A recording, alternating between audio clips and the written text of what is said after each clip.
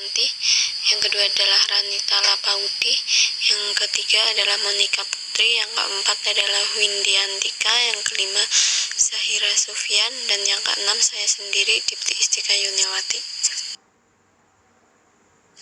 Selamat pagi, salam sejahtera untuk pada kesempatan kali ini kita akan mempresentasikan bab 1 dengan judul What is Economic? Nah, jadi ekonomi sendiri adalah ilmu sosial yang mempelajari tentang individu, bisnis, pemerintah, dan seluruh masyarakat untuk mengatasi kelangkaan yang mempengaruhi dan mensejahterakan banyak orang. Kelangkaan sendiri itu apa? Kelangkaan adalah ketika kita menginginkan lebih dari yang bisa kita dapatkan, namun ketidakmampuan kita untuk mendapatkan semua yang kita inginkan. Di sini ekonomi dibagi jadi dua. Yang pertama adalah ekonomi mikro, dan yang kedua adalah ekonomi makro. Untuk ekonomi mikro adalah ilmu yang mempelajari tentang pilihan-pilihan individu dan bisnis serta cara berinteraksi di pasar dan pengaruhnya terhadap pemerintah. Di situ sudah dituliskan beberapa contoh-contoh permasalahannya. Ekonomi makro adalah suatu studi tentang kinerja ekonomi nasional dan ekonomi global. Jadi kalau misalnya ekonomi makro itu gampangannya lebih luas cakupannya dibandingkan ekonomi mikro. Kemudian, apa, bagaimana, dan untuk siapa barang dan jasa diproduksi. Jadi barang dan jasa adalah objek yang dihargai dan diproduksi orang untuk memuaskan keinginan orang itu sendiri. Kemudian barang adalah benda fisik seperti telepon seluler dan mobil, sedangkan jasa adalah tugas yang dilakukan untuk orang-orang, misalnya seperti layanan telepon seluler dan layanan perbaikan otomatis. Yang pertama kita akan membahas apa yang kami produksi berbeda-beda di setiap negara dan berubah seiring perjalanan waktu. Di situ terdapat tabel yang menunjukkan perbandingan jumlah produksi 3 negara, yaitu Amerika Serikat, Cina, dan Brasil. Warna biru menunjukkan pertanian, merah barang-barang manufaktur, dan hijau adalah jasa. Di Amerika Serikat, saat ini pertanian menyumbang 1% dari total produksi, barang-barang manufaktur 22%, dan jasa seperti eceran, grosir, perawatan kesehatan, pendidikan adalah yang terbesar, yaitu sebesar 77%. Kemudian di Cina saat ini pertanian menyumbang 11% dari total produksi, barang-barang manufaktur 49%, dan untuk jasa 40%. Sedangkan Brasil berada di tengah-tengah antara Amerika Serikat dan Cina. Hal itu menunjukkan bahwa pertanian dan manufaktur adalah persentase kecil dari produksi di negara-negara kaya seperti Amerika Serikat, dan sebagian hal besar yang diproduksi negara-negara miskin seperti Cina. Amerika Serikat lebih banyak memproduksi di bidang jasa. Kemudian yang kedua adalah bagaimana. Barang dan jasa diproduksi dengan menggunakan sumber daya produktif yang disebut para ekonom sebagai faktor produksi. Faktor produksi sendiri dibagi menjadi 4. Yang pertama adalah tanah atau sumber daya alam, yang kedua adalah tenaga kerja, yang ketiga adalah modal, dan yang keempat adalah kewirausahaan. Tanah adalah apa yang dalam bahasa sehari-hari kita sebut sebagai sumber daya alam. Selain tanah, sumber daya alam lainnya adalah seperti mineral, minyak, gas, batu bara, air, udara, hutan, dan hasil laut. Tenaga kerja adalah waktu kerja dan usaha kerja yang dicurahkan orang untuk menghasilkan barang dan jasa. Tenaga kerja mencangkup upaya fisik dan mental semua orang yang bekerja di suatu perusahaan. Kualitas tenaga kerja bergantung pada pengetahuan dan keterampilan yang diperoleh dari pendidikan, pelatihan, dan pengalaman kerja. Kemudian modal adalah peralatan, instrumen, mesin, gedung, dan konstruksi lainnya yang digunakan bisnis untuk menghasilkan barang dan jasa. Dalam bahasa sehari-hari, kita berbicara tentang uang, saham, dan obligasi sebagai modal. Barang-barang atau hal tersebut adalah modal finansial, di mana modal finansial memiliki peran penting dalam peminjaman dana yang mereka gunakan untuk membeli modal fisik. Tetapi karena modal finansial tidak digunakan untuk menghasilkan barang dan jasa, itu menunjukkan bahwa bukan sumber daya yang produktif. Kemudian faktor produksi yang terakhir adalah kewirausahaan. Adalah sumber daya manusia yang mengatur tenaga kerja, tanah atau sumber daya alam, dan modal. Pengusaha memunculkan ide-ide baru tentang apa dan bagaimana memproduksi, membuat keputusan bisnis, dan menanggung resiko yang muncul dari keputusan tersebut. Setelah mengetahui konsep tentang apa dan bagaimana, yang terakhir adalah untuk siapa. Siapa yang mengonsumsi barang dan jasa yang diproduksi tergantung pada pendapatan yang orang-orang dapatkan. Orang-orang dengan pendapatan besar bisa membeli berbagai macam barang dan jasa. Orang-orang dengan pendapatan kecil memiliki lebih sedikit pilihan barang dan jasa. Dari tiga pernyataan itu akan memunculkan pertanyaan, apa yang dihasilkan seseorang dengan menjual faktor produksi? Jadi, apabila seseorang menjual faktor produksi, yang pertama adalah tanah, itu akan menghasilkan sewa. Yang kedua, tenaga kerja akan menghasilkan upah, modal akan menghasilkan bunga, dan kewirausahaan akan menghasilkan keuntungan. Lalu muncul pertanyaan lagi, faktor produksi manakah yang hasilnya paling besar? Jawabannya adalah tenaga kerja. Kenapa? Karena upah dan tunjangan sampingan adalah sekitar 70% dari total pendapatan. Tanah, modal, dan kewirausahaan adalah sisanya. Persentase ini bersifat konstan atau tetap dari waktu ke waktu. Mengetahui bagaimana pendapatan dibagi di antara faktor-faktor produksi tidak memberitahu kita bagaimana pendapatan dibagi di antara individu-individu. Artinya adalah distribusi pendapatan antar individu sangat tidak merata.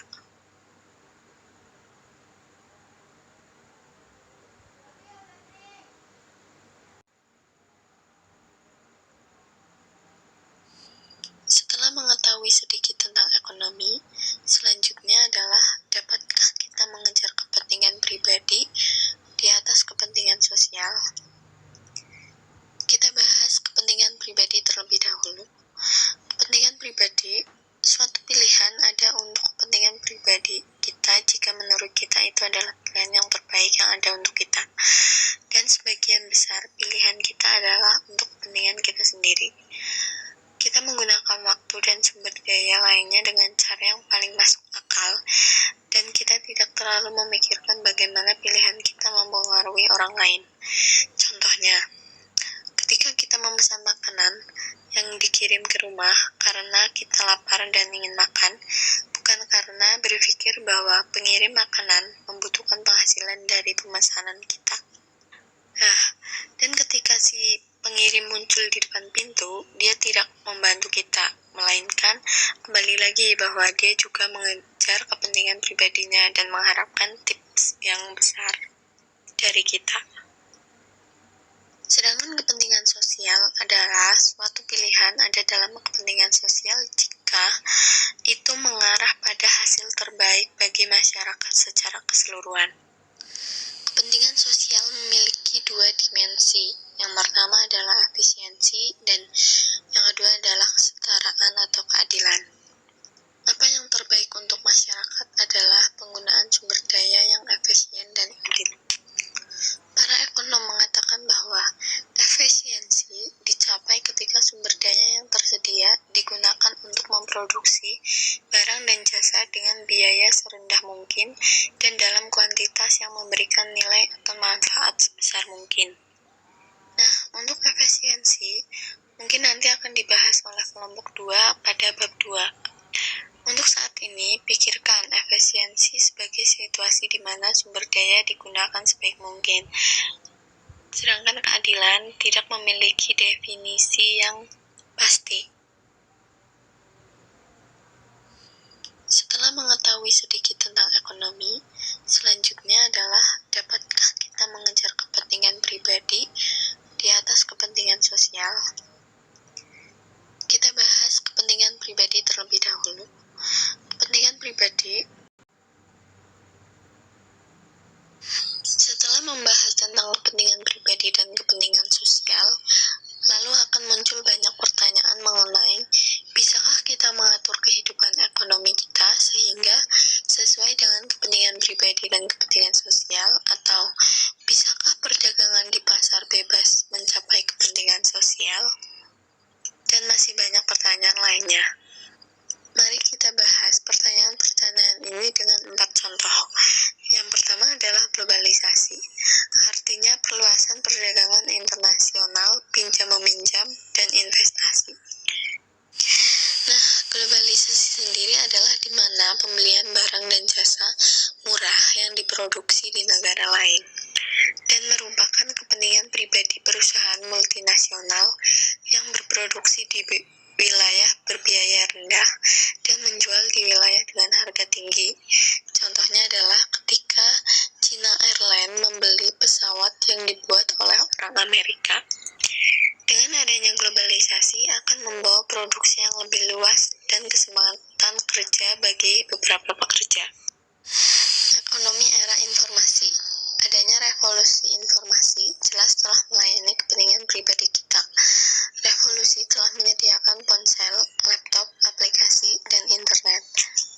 Contohnya adalah Gordon Moore yang membuat chip Intel yang merupakan satu-satunya dan kemampuan untuk menjual produk mereka dengan harga yang jauh di atas biaya produksi. Yang ketiga adalah perubahan iklim.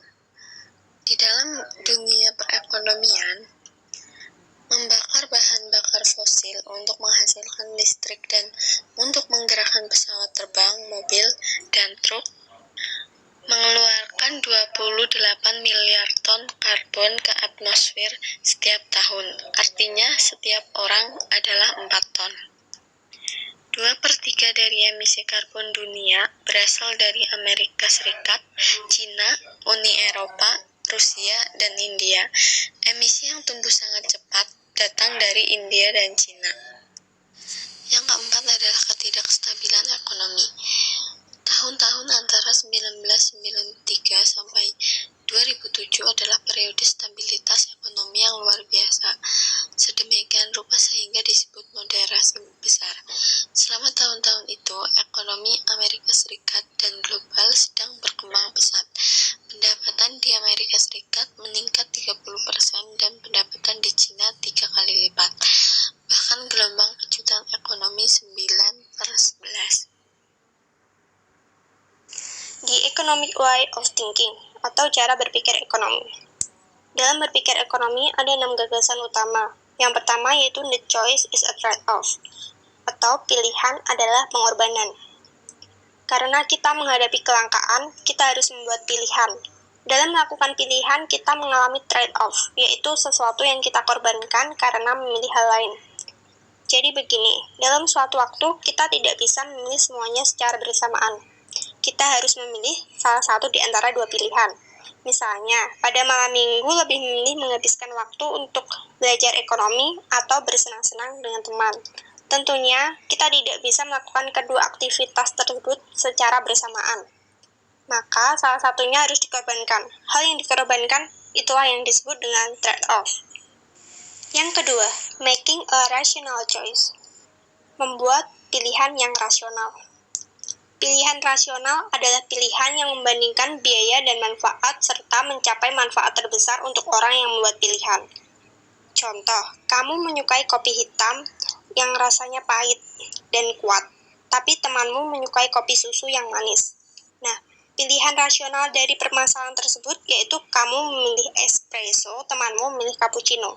Dengan pilihan tersebut, kamu mendapatkan manfaat dari apa yang kamu pilih.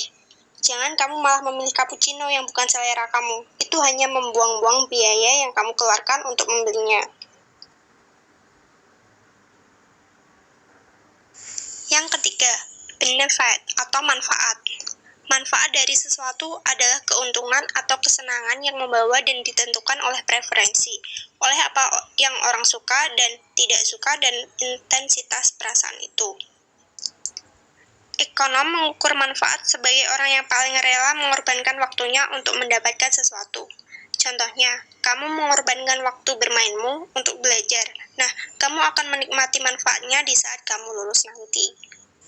Yang keempat, cost atau biaya. Biaya adalah hal yang harus kita serahkan untuk mendapatkan sesuatu. Sedangkan biaya peluang adalah sesuatu yang paling tinggi nilai alternatifnya yang harus diberikan untuk mendapatkannya. Artinya, biaya peluang diharuskan memperhitungkan biaya nyata yang dikorbankan dan biaya tidak nyata yang dikorbankan. Contoh, misalkan seseorang memiliki uang sebanyak 3 juta. Dengan uang tersebut, dia memiliki kesempatan untuk mendaki gunung atau membeli handphone. Jika ia memilih untuk membeli handphone, ia kehilangan kesempatan untuk menikmati keindahan puncak gunung. Begitupun dengan sebaliknya. Kesempatan yang hilang, itulah yang disebut sebagai biaya peluang atau opportunity cost. Yang kelima, choosing at the margin atau memilih margin. Margin atau marginal adalah istilah untuk peningkatan atau penurunan dalam beberapa aktivitas ekonomi. Orang-orang rasional berpikir pada batas atau margin. Maksudnya, orang-orang rasional mengambil keputusan dengan membandingkan biaya marginal dengan keuntungan marginal. Keuntungan marginal adalah perubahan keuntungan yang kita dapatkan atas penjualan ekstra satu barang atau jasa. Sedangkan biaya marginal adalah biaya tambahan yang diperlukan untuk tambahan dari produk yang dihasilkan. Yang keenam, choice respond to incentive atau pilihan menggapai insentif. Insentif adalah kompensasi khusus yang diberikan perusahaan kepada karyawan. Para ekonom melihat insentif sebagai kunci rekonsiliasi kepentingan pribadi dan kepentingan sosial. Misalnya dalam suatu perusahaan ada karyawan yang bekerja keras, pekerjaannya baik, tepat waktu. Oleh karena itu, atasannya memberikan insentif kepada karyawan tersebut. Hal tersebut bisa merekonsiliasi kepentingannya pribadi dan kepentingan sosial antara karyawan dan atasan serta perusahaan tersebut. Economics as social science and policy tool. Ekonomi sebagai ilmu sosial dan alat kebijakan. Ekonomi adalah ilmu sosial dan perangkat untuk memberi nasihat tentang keputusan kebijakan. Maksudnya, ekonomi mempelajari aktivitas manusia yang berhubungan dengan produksi, distribusi, dan konsumsi terhadap barang dan jasa, dan juga sekaligus sebagai perangkat atau alat yang digunakan para ekonom sebagai penasehat kebijakan. Economists as social scientists. Ekonom sebagai ilmuwan sosial. Sebagai ilmuwan sosial, ekonom berusaha untuk menemukan bagaimana dunia ekonomi bekerja. Untuk mencapai tujuan tersebut, ekonom membedakan antara pernyataan positif dan normatif.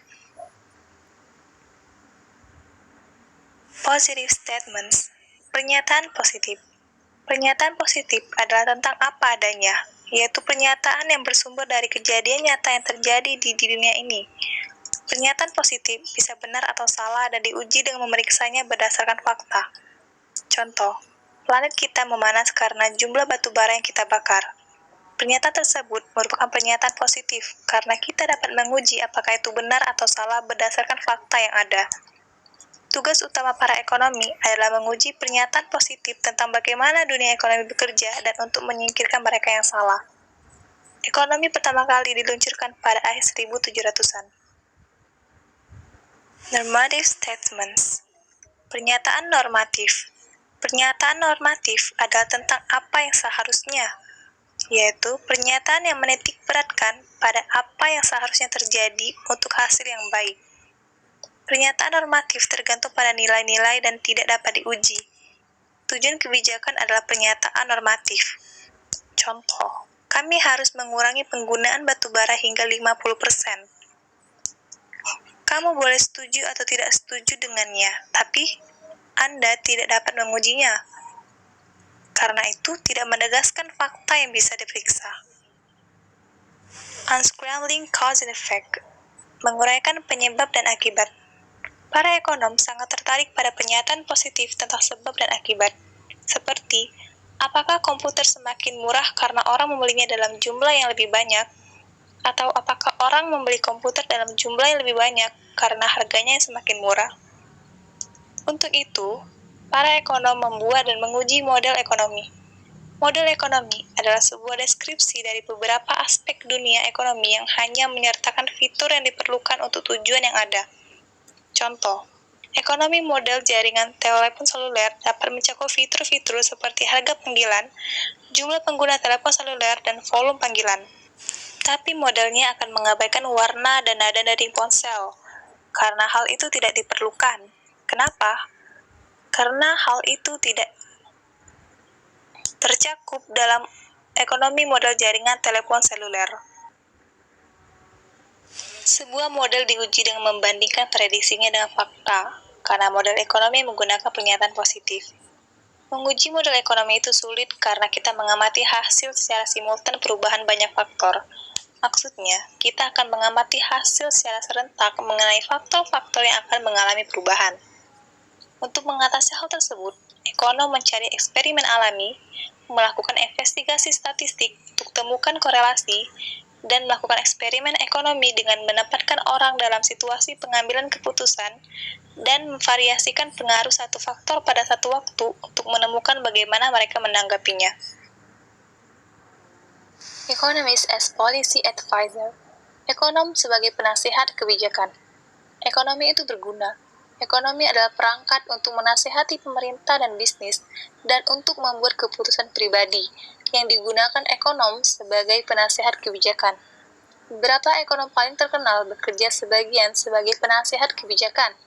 Contoh, Jagdish Bhagwati dari Columbia University yang telah menasihati pemerintah dan organisasi internasional tentang perdagangan dan masalah pembangunan ekonomi.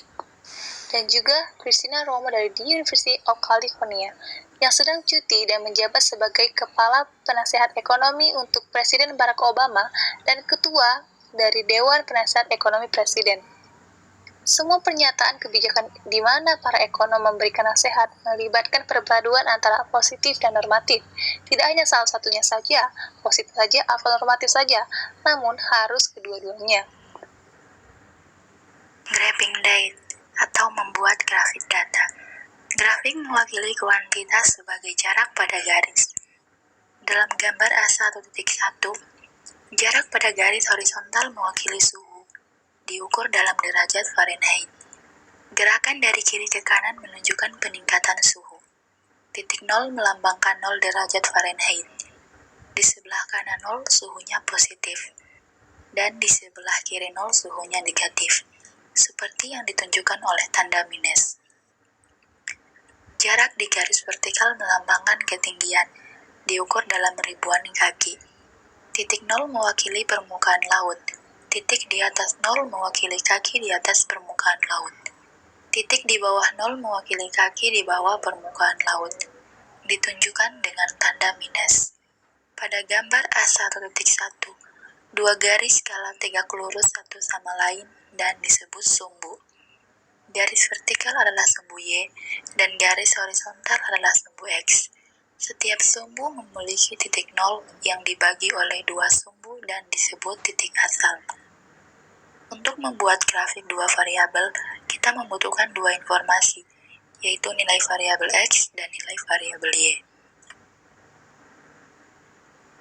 Gambar A1.2 adalah grafik tentang unduhan lagu iTunes pada Januari 2010. Sumbu X mengukur kuantitas lagu yang diunduh per hari dan sumbu Y mengukur harga sebuah lagu. Poin A memberitahu kita berapa jumlah dan harganya. Anda dapat membaca grafik ini saat memberitahu Anda bahwa pada Januari 2010, 8,3 juta lagu setiap hari diunduh dengan harga 99 C per lagu. Gambar A1.2 adalah grafik tentang lagu iTunes dan diunduh puluhan album pada Januari 2010. Sumbu X mengukur kuantitas lagu yang diunduh per hari, dan sumbu Y mengukur kuantitas album yang diunduh per hari. Poin B memberitahu kita berapa jumlah ini. Anda dapat membaca grafik ini saat memberitahu Anda bahwa pada Januari 2010, 8,3 juta lagu sehari dan 0,4 juta album diunduh.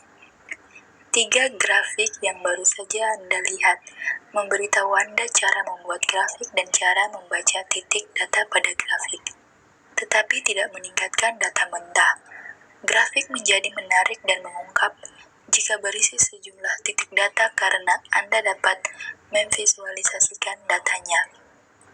Ekonom membuat grafik berdasarkan prinsip-prinsip dalam gambar. Mathematical note atau catatan matematika. Persamaan garis lurus dibagi menjadi 2. Yang pertama persamaan linier dan yang kedua kemiringan garis. Jika garis lurus dalam grafik menggambarkan hubungan antara dua variabel, kami menyebutnya hubungan linier. Gambar 1 menunjukkan hubungan linier antara seseorang, pengeluaran, dan pendapatan. Orang ini membelanjakan $100 per minggu dengan meminjam atau membelanjakan tabungan sebelumnya. Ketika pendapatan 0 dan menghemat 50 sen.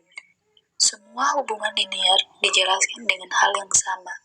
Persamaan umum, kami menyebutnya kuantitas yang diukur pada sumbu horizontal atau sumbu X, dan kami menyebutnya kuantitas yang diukur pada sumbu vertikal atau sumbu Y.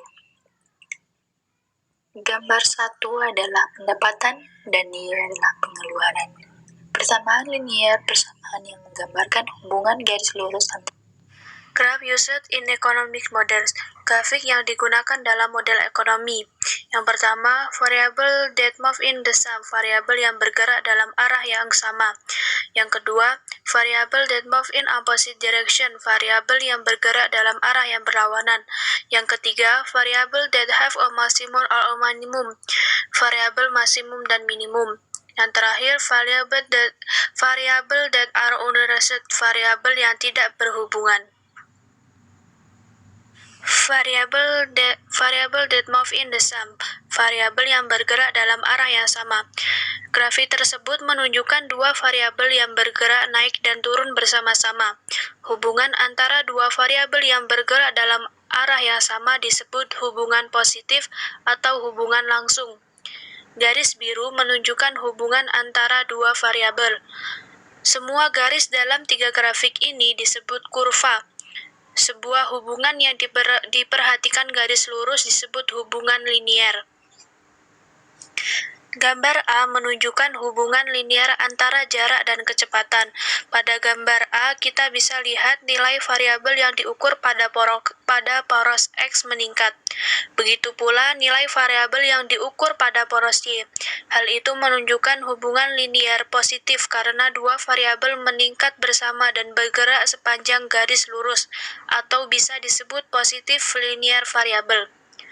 Gambar A menunjukkan jika kita melakukan perjalanan 200 mil dalam 5 jam, maka kecepatan kita adalah 40 mil per jam.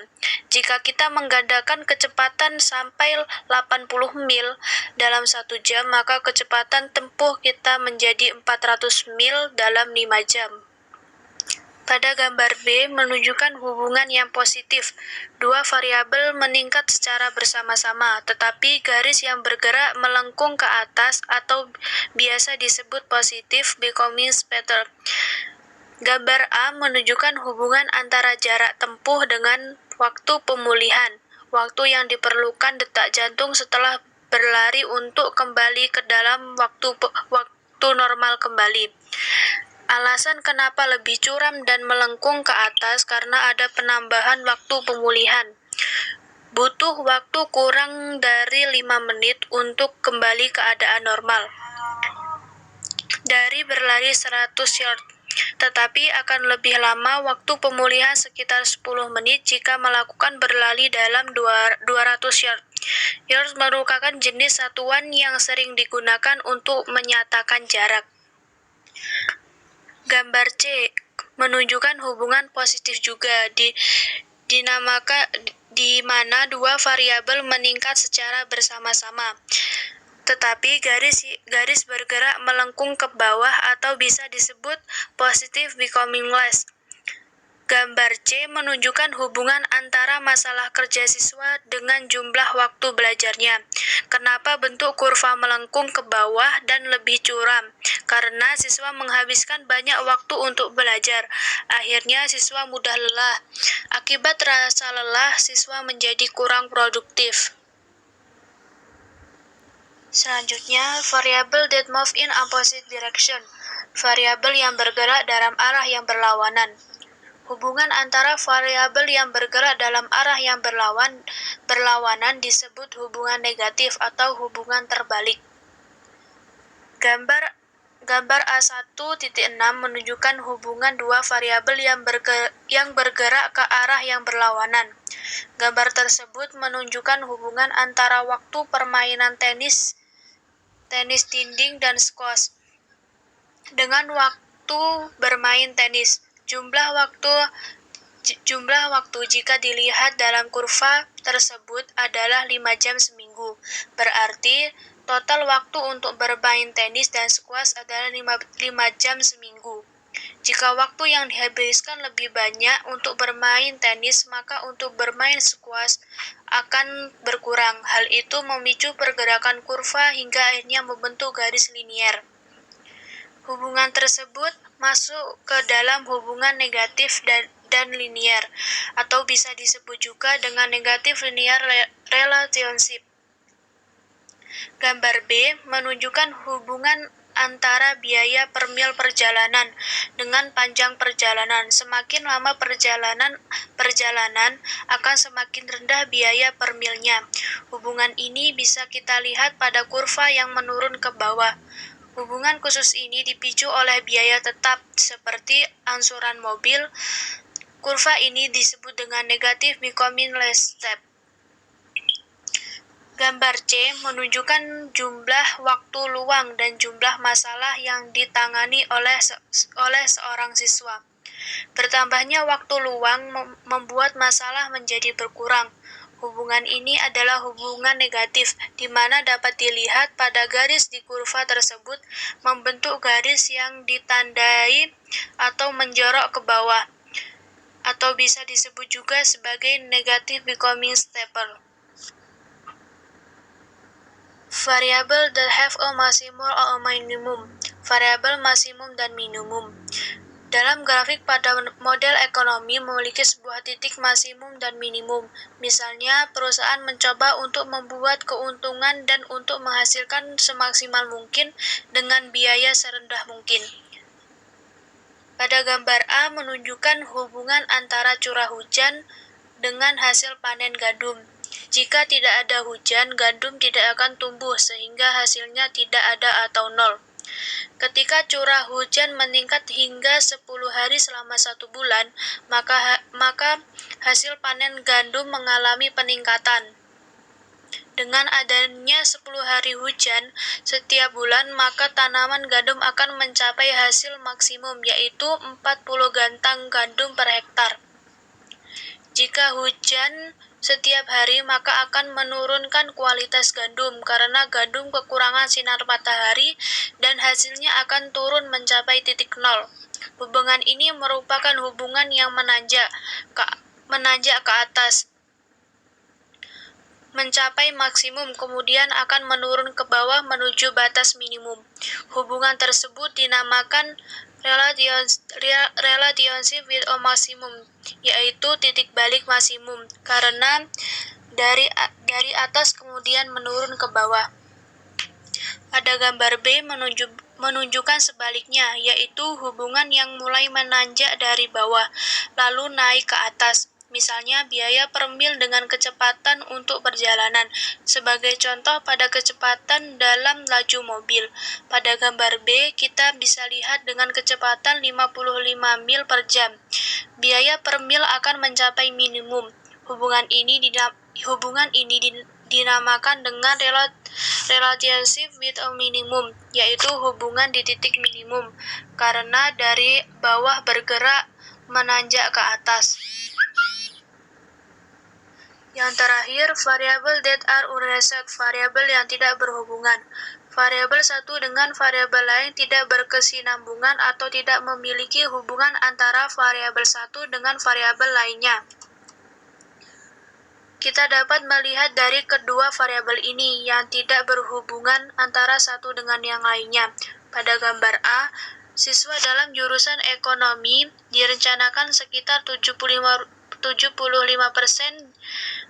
digambarkan pada sumbu Y, tetapi tidak memiliki hubungan dengan sumbu X, karena sumbu X membahas tentang harga dari beberapa pisang. Jenis kurvanya yaitu horizontal. Sedangkan pada gambar B menunjukkan pengeluaran minuman di Prancis dinyatakan dengan sumbu X, dan sumbu Y membahas tentang curah hujan yang ada di California. Tidak ada hubungan antara sumbu X dan sumbu Y. Meskipun begitu, kurva yang dihasilkan berbentuk vertikal. Selanjutnya, kita akan membahas slope across an arc, atau kemiringan di seberang lengkungan. Berbeda dengan yang sebelumnya, kali ini kita akan menghitung kemiringan di seberang lengkungan dari titik B ke C. Bisa kita lihat bahwa titik B lebih besar dari titik C. X meningkat dari 3 menjadi 5, maka delta X sama dengan 2. Dan Y meningkat dari 4,0 ke 5,5, maka delta Y sama dengan 1,5. Kemudian ditarik garis dari 0 sampai disambungkan antara titik B dengan titik C. Garis biru merupakan garis-garis berseberangan antara B dan C. Slope-nya adalah delta Y per delta X sama dengan 1,5 dibagi 2, sama dengan 3/4. Jadi, BC sama dengan 3/4. The slope of a straight line, atau kemiringan garis lurus, dinyatakan dengan gambar pada A1.9, di mana pada kurva sebelah kiri menyatakan positive slope. Jika kita menambah X, maka Y juga ikut bertambah. Sedangkan kurva sebelah kanan menyatakan negative slope, karena jika ditambah X maka akan mengurangi Y. Tetapi perhitungannya tetap sama, yaitu delta Y dibagi dengan delta X. Penjelasan gambar A, ketika X meningkat dari 2 ke 6, maka delta X sama dengan 4. Dan Y naik meningkat dari 3 ke 6, maka delta Y sama dengan 3. Maka slope-nya itu 3/4. Disebut sebagai positive slope atau kemiringan yang positif. Penjelasan gambar B, ketika X naik dari 2 ke 6, maka delta X sama dengan 4. Dan diketahui di gambar Y turun dari 6 ke 3, maka delta Y sama dengan -3. Jadi, slope-nya adalah -3/4. Maka disebutnya negative slope atau kemiringan negatif. Nah, selanjutnya ada the slope of a curved line, atau kemiringan garis lengkung. Kemiringan garis lengkung tidaklah konstan. Kita dapat menghitung dengan dua cara, yaitu dengan menghitung kemiringan pada satu titik, atau kita dapat juga menghitung di sepanjang lengkungan garis. Kemiringan pada titik disebut slope at a point. Sedangkan kemiringan di seberang lengkungan itu disebut dengan slope across an arc. Slope at a point atau kemiringan pada titik bisa dilihat dari gambar A1.10, di mana ketika X dari 0 ke 4, maka delta X sama dengan 4, dikaitkan dengan peningkatan intensitas Y dari 2 sampai 5, maka delta Y sama dengan 3. Garis pink merupakan slope, maka hasilnya adalah 3/4. The slope of a relationship atau kemiringan sudut sebuah hubungan adalah perubahan dalam nilai variabel yang diukur pada sumbu Y dibagi dengan perubahan dalam nilai variabel yang diukur pada sumbu X. Pada hal ini, kita banyak menggunakan huruf Yunani, yaitu dilambangkan dengan delta. Rumusnya adalah slope sama dengan delta Y dibagi dengan delta X. Selanjutnya ada graphing relationship among more than two variable atau hubungan antara dua variabel atau lebih. Kita dapat memetakan hubungan dua variabel sebagai titik yang dibentuk oleh X dan Y pada titik koordinat. Misalnya, berat jumlah es krim yang dikonsumsi bergantung pada harga dan suhu es krim tersebut. Jika harga es krim mahal dan suhu es krim tinggi, maka jumlah orang yang dapat mengonsumsi es krim lebih sedikit. Untuk setiap harga yang lebih rendah, kuantitas es krim bervariasi sesuai dengan suhu es krim tersebut. Hal yang saya jelaskan tadi termasuk ke dalam hubungan antara tiga variabel. Bisa kita lihat dalam grafik 1.12. Graphing relationship among more than two variable atau hubungan antara dua variabel atau lebih terbagi menjadi dua, yaitu ceteris paribus atau set par, dan yang kedua